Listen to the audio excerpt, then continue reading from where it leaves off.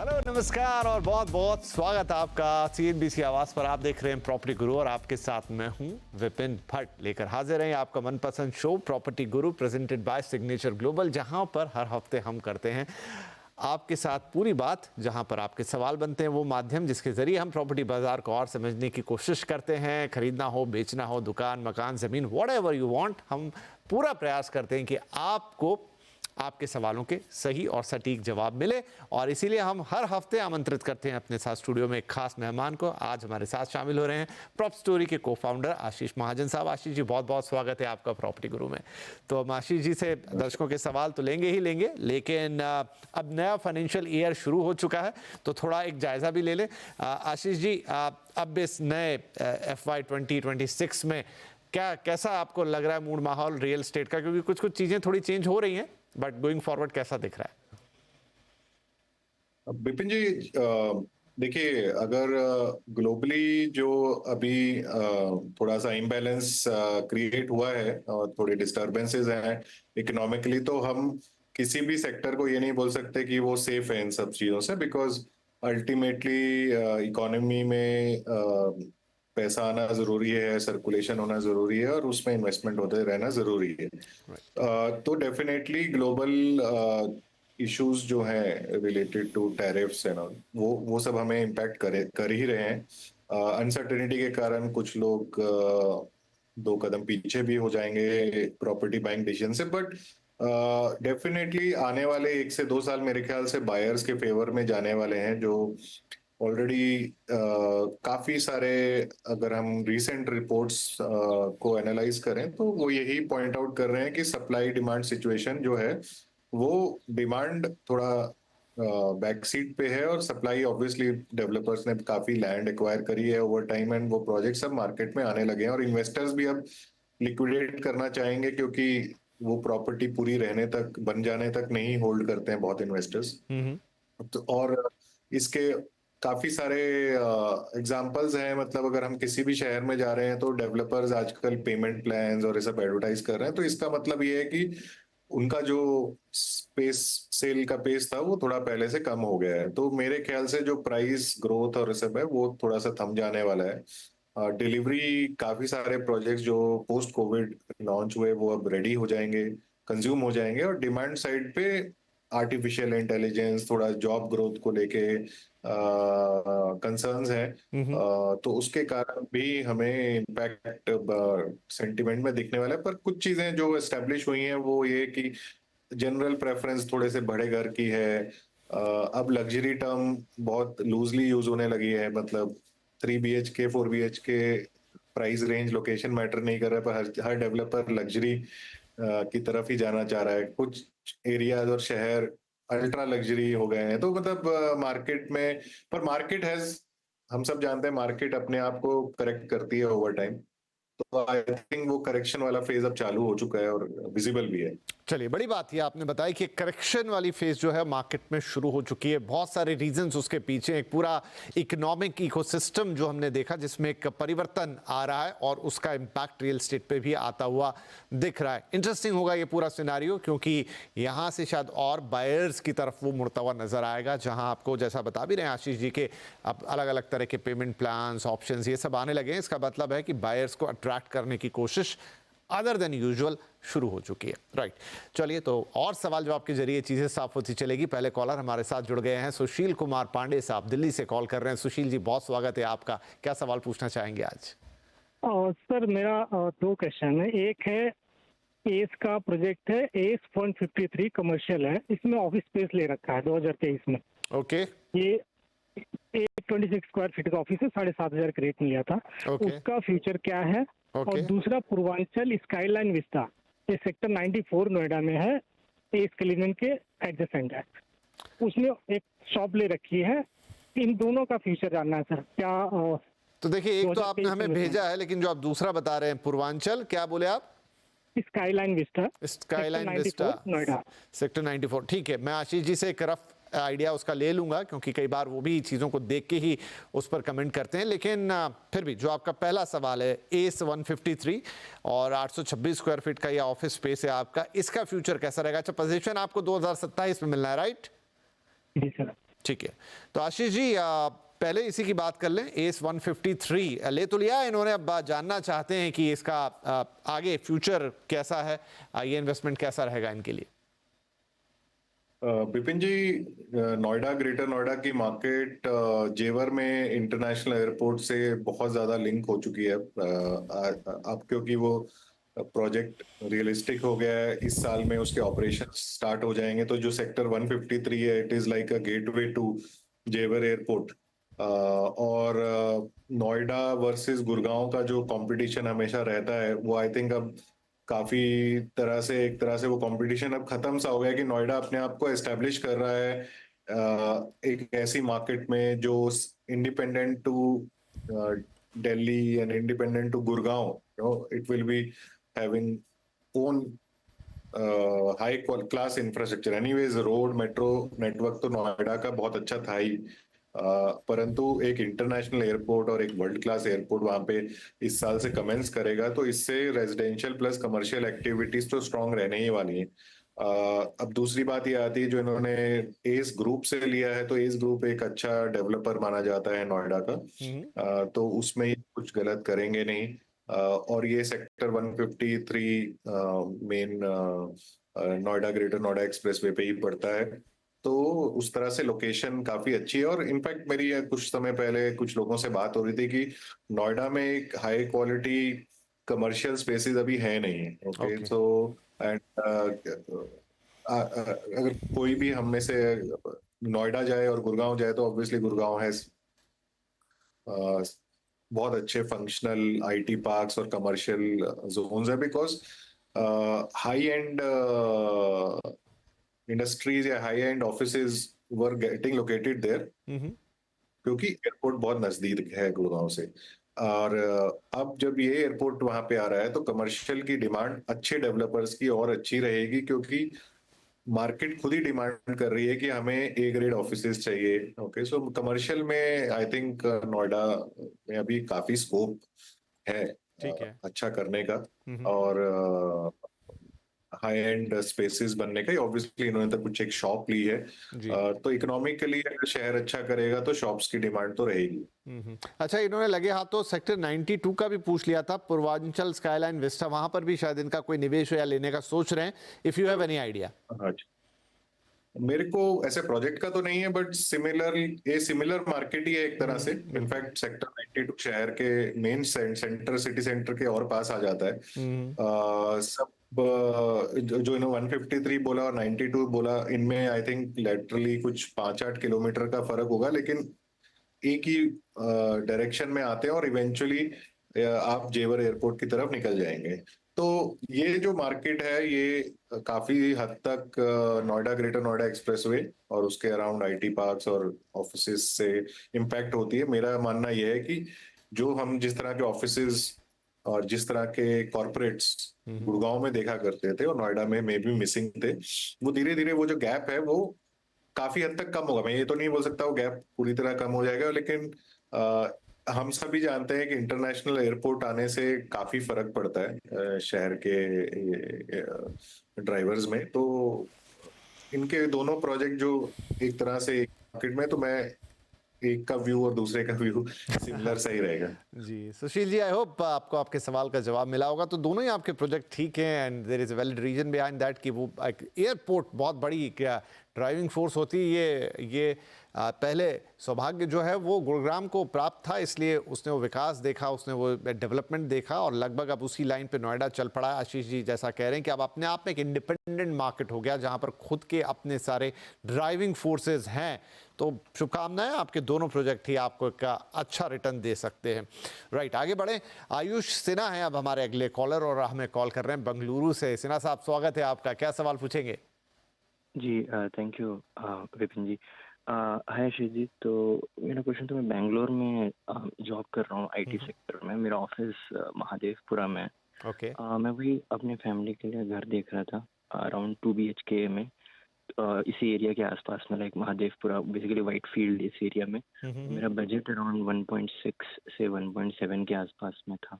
Okay, ठीक है, बढ़िया बजट है मेरे ख्याल से। अब आशीष जी ज़्यादा बताएंगे, क्योंकि इस समय किस सिटी का भाव कहाँ चला गया है पिछले 1-1.5 साल में, वो बड़ा अजीब है मार्केट। लेकिन 1.25 करोड़ के आसपास का बजट ये महादेवपुरा टू बी प्रिसाइज देख रहे हैं, और उसके अलावा वाइट फील्ड्स वगैरह में भी देख सकते हैं। तो क्या हम इन्हें कुछ इनके बजट में अच्छे सुझाव दे सकते हैं? विपिन जी, महादेवपुरा मतलब ये आउटर रिंग रोड पे काफी सारे जो आईटी पार्क्स हैं, तो मेरा एजम्पशन है महादेवपुरा बोल रहे हैं, तो वहीं पे किसी आईटी पार्क में ये इनका ऑफिस रहा होगा। एंड वाइटफील्ड एक नेचुरल चॉइस बनती है because Whitefield is just behind. पर वाइटफील्ड का जो कोर एरिया है वो काफी एक्सपेंसिव हो चुका है, तो अब लेकिन थैंकफुली मेट्रो भी चालू हो चुकी है, तो आप वाइटफील्ड में जो होप फार्म जंक्शन बोलते हैं, उस लोकेशन पे कुछ प्रोजेक्ट्स देख सकते हैं। बुडीगिरी क्रॉस करके एक नया एरिया अब एस्टेब्लिश हो रहा है, वहां पे सत्वा ग्रुप के कुछ प्रोजेक्ट्स हैं जिनका भी एक मैसिव रीट लिस्टिंग भी होने वाला है, और वहां पे पहले से ही ब्रिगेड और गोदरेज ऑलरेडी प्रेजेंट हैं। तो मेरे ख्याल से जिस बजट में ये देख रहे हैं इनको, वो 3 BHK प्राइमरी और सेकेंडरी मार्केट में भी जो पुराने प्रोजेक्ट प्रेस्टीज वगैरह के कुछ हैं डेफिनेटली मिल जाने चाहिए। नए प्रोजेक्ट्स में भी थोड़ा साइज इनको कम मिलेगा। हाउएवर वहां बुडीगिरी क्रॉस या होप फार्म जंक्शन, इन लोकेशन से ये काफी तेजी से अपने महादेवपुरा तक आ सकते हैं। उसके अलावा ऑल्टरनेट एरियाज कैन बी वरतूर, गुंजूर, मतलब काफी सारे ये एरियाज अब डेवलप हो रहे हैं। मतलब क्या हो गया, हम सभी जानते हैं कि विद टाइम जब रोड्स और रेलवेज का एक्सपेंशन होता है, तो वन एरिया टू दूसरे एरिया की जो गैप होती है, वो बिकॉज टाइम कम हो जाता है, तो वो सब आपस में मिल जाए। तो वाइट फील्ड आजकल एक बहुत बड़ी ब्रॉड टर्म हो गई है बैंगलोर में। कोई वाइट फील्ड एनेक्स बोलता है, कोई न्यू वाइट फील्ड बोलता है। सो बट थैंकफुली आपका कम्यूट इजी हो सकता है जैसे जैसे मेट्रो का एक्सपेंशन बैंगलोर में होता चला जाएगा। राइट, तो आयुष, ऑल द बेस्ट, और आई होप कि जो सुझाव दिए हैं सर ने वो आपके काफ़ी काम आएंगे। एंड ओवरऑल आपको उस इलाके को, उस लोकेशन को समझना जरूरी है, जो उन्होंने काफ़ी अच्छे से बता दिया, और कुछ अच्छे ऑप्शंस भी आपको दिए। तो हमारी शुभकामना आपके साथ है। अगर कुछ और आपके मन में सवाल कभी आए आगे बढ़ने के बाद, आप जब आपको 1-2 प्रॉपर्टीज़ फाइनल कर लें, आप दोबारा हमसे बेझिझक अपना सवाल फिर से पूछ सकते हैं। तो चलिए, फ़िलहाल के लिए तो हमारे लिए वक्त हो गया, एक छोटा सा ब्रेक ले लें। लेकिन ब्रेक के उस पार जब लौट कर आएंगे तो कुछ और इनसाइट लेंगे आशीष जी से, साथ ही आपके सवाल तो चलते ही रहेंगे। एक छोटा सा ब्रेक, तुरंत आएंगे।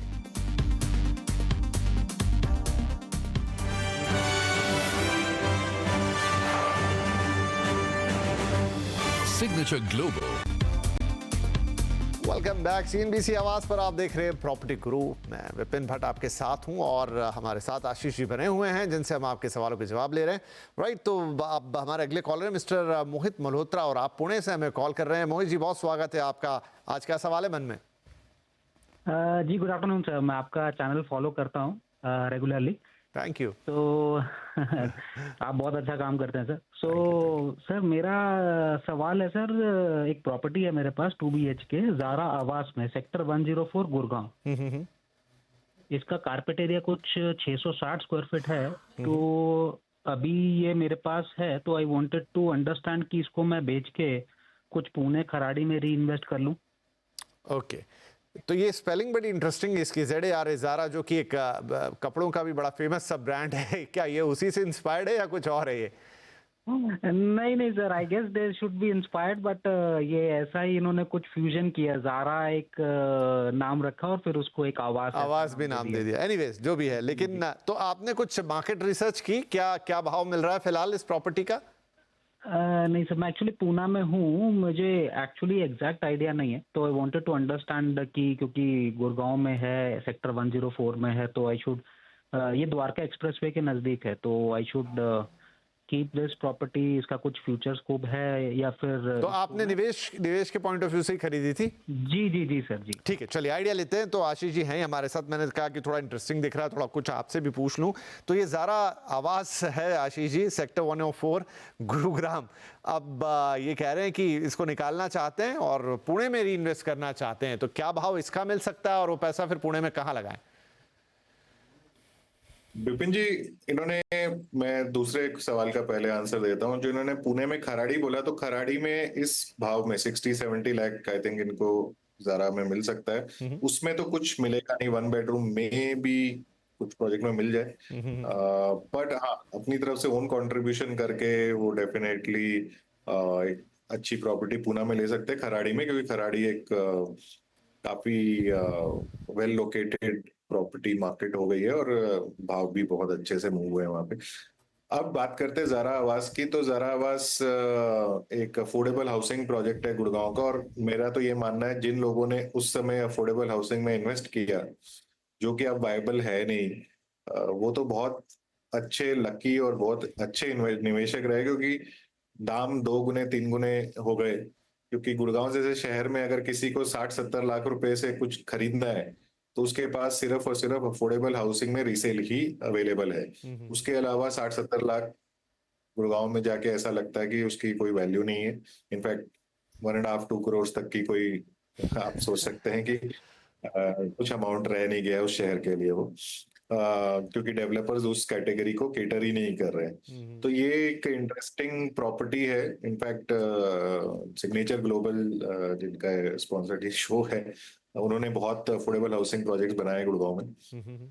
तो ये गुड़गांव की एक अफोर्डेबल हाउसिंग पॉलिसी रही, जो अभी भी है, लेकिन अब वायबिलिटी शायद खत्म हो गई है, तो डेवलपर्स अब नहीं उसमें आ रहे हैं कि गवर्नमेंट ने डेवलपर्स को इंसेंटिव दिए, बट उस इंसेंटिव के बदले में ये था कि यूनिट की cost, if I am not wrong, 1 BHK 15 lakh और 2 BHK 25 लाख से ऊपर नहीं जाएगी, या 22 लाख हाँ, से ऊपर इनका भी नहीं जो जाएगी। बाइंग प्राइस है 24 लाख के आसपास ही है।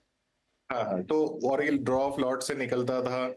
इसके साथ बहुत कंडीशंस थी, बट वो कंडीशंस तो आई एम श्योर बहुत वायलेट हुई कि इन टर्म्स किस किस को अलॉट होगा। हाउएवर, दैट सेड, अगर आप, और मैंने शायद इस शो पे भी पहले भी इस पॉलिसी के बारे में कई बार डिस्कस हुआ है, अगर आप इन प्रॉपर्टीज में जाएंगे, आपको 15-20 लाख की गाड़ियां आराम से पार्किंग लॉट्स में मिलेंगी, ठीक है?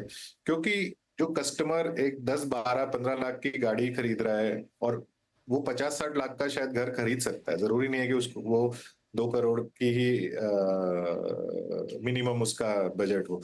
तो बहुत सारे ऐसे बायर्स और ऐसे टेनेंट्स हैं जिनको ये प्रॉपर्टी सूट करती है। इनफैक्ट रेंटल यील्ड वगैरह सब कुछ इस प्रॉपर्टी में बहुत अच्छा आता है, ओके? क्योंकि वैल्यू गवर्नमेंट ने उस समय नोटिफाई कर दी, ओके? उसके ऊपर 1-2 लाख किसी ने प्रीमियम देके खरीद भी लिया।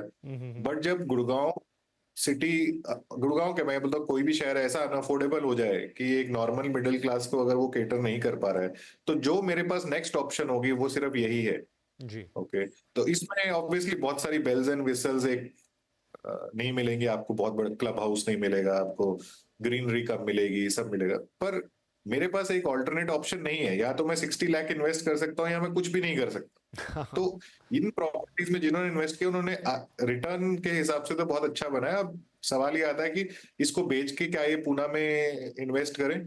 डेफिनेटली इनको करना चाहिए, अगर ये पुणे में रहते हैं और उनको लगता है कि ये फ्यूचर में पुणे में ही रहने वाले, और हम किसी भी एक निवेश को करके उस पैसे को कभी फ्यूचर में यूज ही करना चाहेंगे, तो अगर इनको लगता है कि आगे 50-60 लाख, 1 लाख, 1 करोड़ के आसपास और लगा के वो पुणे में एक अच्छी प्रॉपर्टी ले सकते हैं, तो डेफिनेटली, और वहां रहे आराम से। और जो इनका इनिशियल ये था कि 25 लाख लगा के आज वो 50-60 लाख का हो रहा है, तो उस हिसाब से तो ये गलत गए ही नहीं, क्योंकि इन्होंने तो अच्छा रिटर्न बनाया। राइट। नहीं, ये बड़ा इंटरेस्टिंग है पूरा मामला, आपने तो काफ़ी अच्छा एक्सप्लेन किया ही, एंड आई होप कि जवाब जो सुनना चाह रहे थे मोहित जी वो उनको मिल भी गया। लेकिन ये जो हरियाणा की मिडिल इनकम या फिर लो इनकम हाउसिंग पॉलिसी थी, या अफोर्डेबल हाउसिंग पॉलिसी मैं कहूँ, और मनोहर लाल खट्टर साहब इसको लेकर आए थे, जो हरियाणा के दैट टाइम सीएम थे, वो देश के आवास मंत्री भी हैं। पॉलिसी सक्सेसफुल रही। आप उस तरीके से देखिए कि बहुत सारे डेवलपर्स आगे आए, उन्होंने सस्ते घर बनाए क्योंकि उसमें कैपिंग थी और क्वालिटी अच्छी बनाई, और वो आज डबल ट्रिपल भाव पर इतना प्रीमियम कमांड कर रहे हैं। और आशीष जी ने सही कहा कि अदरवाइज तो फिर गुरुग्राम इतना महंगा है कि आपको लगेगा कि कुछ और खरीदा ही नहीं जा सकता उसमें। तो इसी तरह की प्रॉपर्टीज़ हैं जो रीसेल में अवेलेबल हैं, और इसीलिए शायद इनकी डिमांड भी होगी। तो आपको शुभकामनाएं मोहित साहब, और बिल्कुल निकाल के आप पुणे में रहते हैं वहाँ ले लीजिए, और खराड़ी के लिए बाकी का ऑप्शन है वो आपको बता दिया आशीष जी ने। चलिए आगे बढ़े। अगला एक कॉलर हमारे साथ सौरभ साहब है, सौरभ मल्होत्रा फ्रॉम न्यू दिल्ली। सौरभ जी स्वागत है आपका, सवाल क्या रहेगा? सर मेरा सवाल ये था कि signature global city of colours Sidhrawali में प्रोजेक्ट लेकर आए हैं, NH8 जयपुर एक्सप्रेस वे पे है वो। तो उसके उसके प्रोस्पेक्ट्स मैंने भी उसे इन्वेस्ट करा है। 150 स्क्वायर यार्ड का प्लॉट है जो मुझे 90,000 पर स्क्वायर यार्ड में मिला है, और 2 साल का पेमेंट टर्म है जिसमें से 16% मैं पे कर चुका हूँ अभी। I am just want to know what are the prospects of the project at Sidhrawali Gurgaon. अच्छा, प्रोस्पेक्ट कैसे हैं इसके? राइट, देखिए सिग्नेचर ग्लोबल की बात हो रही थी और एक सवाल सीधा उन्हीं पे आ गया जुड़ा हुआ। तो NH8 सिद्धावली के ऊपर ये है और ये प्लॉट है बेसिकली जो इन्होंने लिया है, और 90,000 पर स्क्वायर यार्ड के भाव पर 150 स्क्वायर यार्ड का है। प्रोस्पेक्ट कैसे है सर? विपिन जी, देखिए लैंड से तो हम सभी जुड़े हैं, मतलब हर कोई चाहता है कि वो एक लैंड ओन कर सके।